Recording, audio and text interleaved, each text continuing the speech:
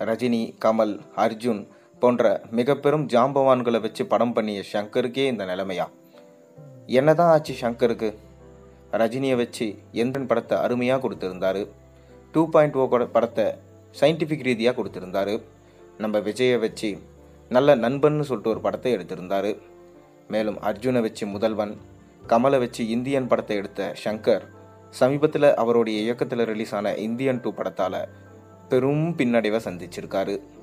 அதாவது லைக்கா ப்ரொடக்ஷன்ஸுக்கு பலத்த அடி கொடுத்த படம்னா அது இந்தியன் 2, ட்ரோல்ஸ்லேயும் அதிக ட்ரோல் வாங்கின படம்னா அது இந்தியன் 2. இப்போ இந்தியன் 2ஓட வரிசையில் கங்குவா படமும் இணைஞ்சது. ஏன் இப்படியெல்லாம் பண்ணுறாங்க? எதனால் என்ன பிரச்சனை ஆச்சு? ஷங்கருடைய மசாலா காலி ஆயிடுச்சா? இல்லை ஷங்கருக்கு படம் எடுக்க தெரியலையா? இல்லை ஷங்கரோட பக்கபலமாக இருந்த சுஜாதா இல்லையா? இதற்கெல்லாம் கேள்விக்கு பதில் சொல்லும் விதமாக தான் இப்போ கேம் சேஞ்சரை ரிலீஸ் பண்ண ரெடி ஆகிட்டாரு ஷங்கர். ராம் சரணை வச்சு கேம் சேஞ்சர் படத்தை எடுத்திருக்காரு. இந்த படத்துடைய ட்ரெய்லர் பார்க்க கொஞ்சம் பக்காவாக இருக்குது. படம் ரிலீஸ் ஆகும்போது தான் தெரியும் படம் எப்படி இருக்கும்னு. அதை தொடர்ந்து பார்த்திங்கன்னா நம்ம அஜித்குமார் மற்றும் ரஜினி இருவரையும் சேர்த்து வச்சு ஷங்கர் அவர்கள் ஒரு படம் எடுக்க போகிறாராம். இந்த படம் அநேகமாக 3.0 இருக்கும் என்று எதிர்பார்க்கப்படுது. 2.0 இறுதியில் 3.0 முடிச்சிருப்பார் நம்ம ஷங்கர் சார் அவர்கள்.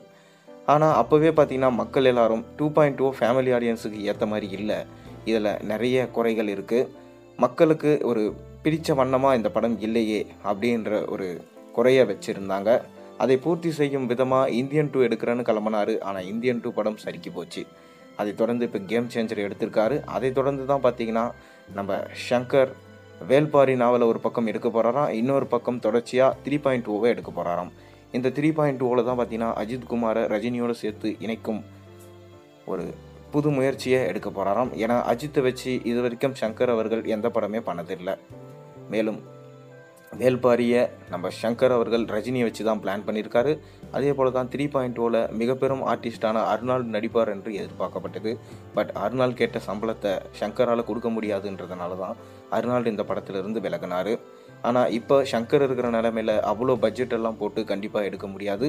ஆனால் நம்ம அஜித்குமாரை கூப்பிட்டு வச்சு, ஏன்னா அஜித்குமார் தான் நல்ல நடிகர்னு சொல்லிட்டு நம்ம ரஜினியே சொல்லியிருக்காரு. அதனால் அஜித்குமார் இந்த படத்தில் வில்லனாக நடிக்க அதிக வாய்ப்பு இருக்கிறதா சொல்லப்படுது. ஆனாலும் இது அஜித்தோட பேருக்கு ஒரு களங்கமாக இருக்குமே அப்படின்னு அனைத்து ரசிகர்களாலும் அஜித் ரசிகர்களால் சொல்லப்படுது. ஆனாலும் பார்த்திங்கன்னா நிச்சயமாக அஜித் இதுக்கு மறுப்பு தெரிவிக்க மாட்டார். ஏன்னா அஜித்குமார் எப்போ நம்ம ரஜினி கூட சேர்ந்து நடிப்போம்னு சொல்லிட்டு தான் எதிர்பார்த்துட்டு இருக்காரு. ரஜினியுமே பார்த்திங்கன்னா அவருக்கு பிடிச்ச நடிகர்னா அது அஜித்குமார் என்று சொல்லியிருக்காரு.